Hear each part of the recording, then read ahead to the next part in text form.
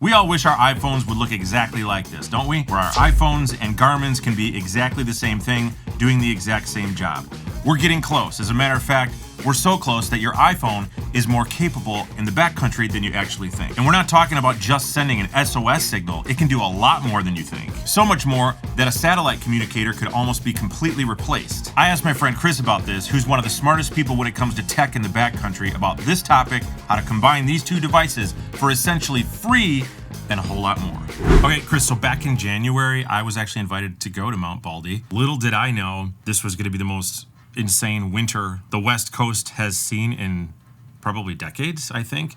The snow was just out of control, and Baldi, I think, became one of the deadliest mountains in the United States. Yeah, it got crazy this year. The big problem was that people who maybe hiked Mount Baldi in the summertime when it's, a challenging hike but not deadly, were going up there with micro spikes, when people who were experienced were doing it with like ice axes and crampons and helmets. And a lot of people got in trouble. People lost their lives up there. That I'm sure you heard about that guy, Julian Sands. He was an actor. He went missing. I think there was like 500 hours of search and rescue time. They never found him.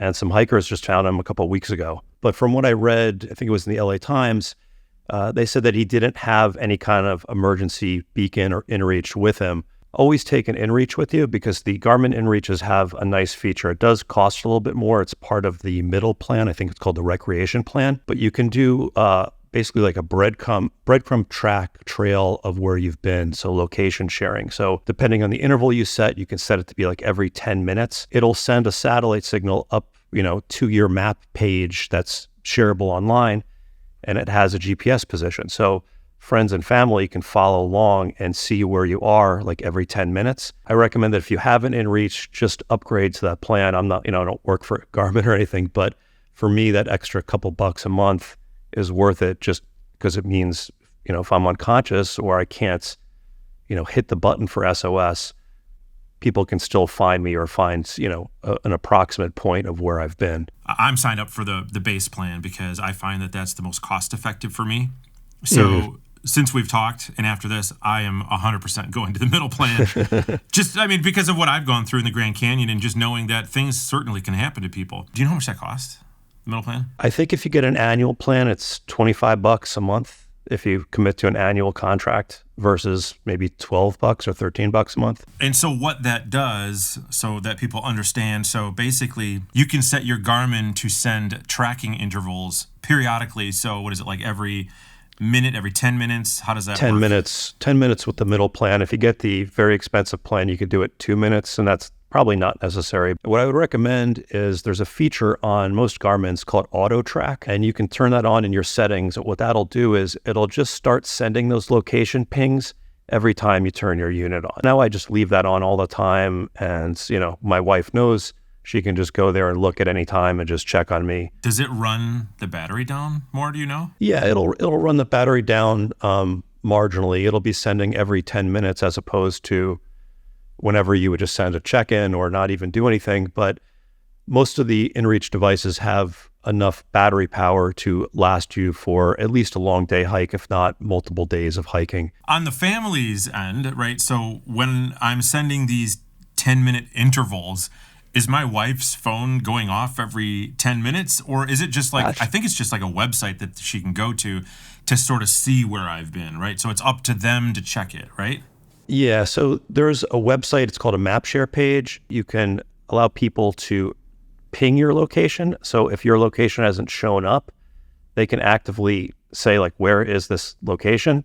And you can also allow people to send you messages. They can do all of that from your map share page. So for the person who's watching this and they're like, look, I only go once a year. They don't want to buy the $350 Garmin, which I don't blame them. That's a lot of money. And then they have to sign up for this plan that's going to be super expensive. So they're looking at $400 or $500, at least, to be able to just track their location in case they fall or something. I can see where people would be like, forget it. The new iPhone 14 now has SOS.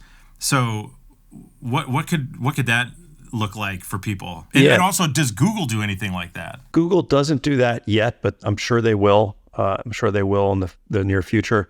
But if you have an iPhone 14 or a new 15, which is coming out in September, you have the emergency SOS via satellite, and that works on a similar system to the Garmin's. It works on a global star, but it's a low Earth orbit satellite. You have to do a little maneuver where you point it at the satellite, but I tested it extensively in box canyons in Nevada, and it worked great. If you don't want to pay for a subscription and you're an iPhone user, upgrading to a 14 or a newer iPhone that has a technology is definitely worth it. It also integrates with the Find My location sharing. Now, that doesn't happen automatically like the Garmin experience that I just described, but if you do want to share your location with family and it's not an emergency, you can go into that Find My app and share your location via satellite. So it's set up for just SOS, but then above and beyond that, you can track your location, like if you remember, as if you were on the low plan on the Garmin. Is that what I'm hearing? You can only communicate with emergency SOS, so 911. So you can't send a text just to your wife, like a non-emergency text. Right. But you can share that location, and it's just in that Find My app. Do you have to give somebody else access to your? Yeah, so you're hooked in with your family plan. You have to set it up beforehand. You have to make sure that anyone that you want connected with you is connected with you in the Find My app, and I think you just send them an invitation. But once that happens, you're in the backcountry, you just want to share your app. Let's just say you're like a thru hiker and you're camping for the night. All you have to do is go into that app, share your location. Once you're not in cell phone range, it'll say share via satellite, and you hit that button, and it'll update your position on the map. So I think we have now the free solution to the Garmin, right? So if you don't want the Garmin, you don't want to pay for it, you don't want to buy the setup. If you've already got an iPhone 14, that's the huge catch, because that's a very expensive phone too. But I would jump onto onX Backcountry as it complements the SOS feature on there. So now you've not only got your navigation, you also have the SOS and the ability then to send your location. The only thing that you're missing at that point is just texting your family. Right? So anybody that's watching this, really, the only reason to really buy a Garmin at that point would be to interval tracking on its own, so you don't have to do it, but then also to keep in contact with your family. Now, onX Backcountry is my main choice for a backcountry navigation app. And what I think is one of the best, most important features is the tracker. When I'm on a hike, if I'm at the trailhead, I can just open up the tracker. I can hit track. I can leave it on, and I actually leave my phone in airplane mode.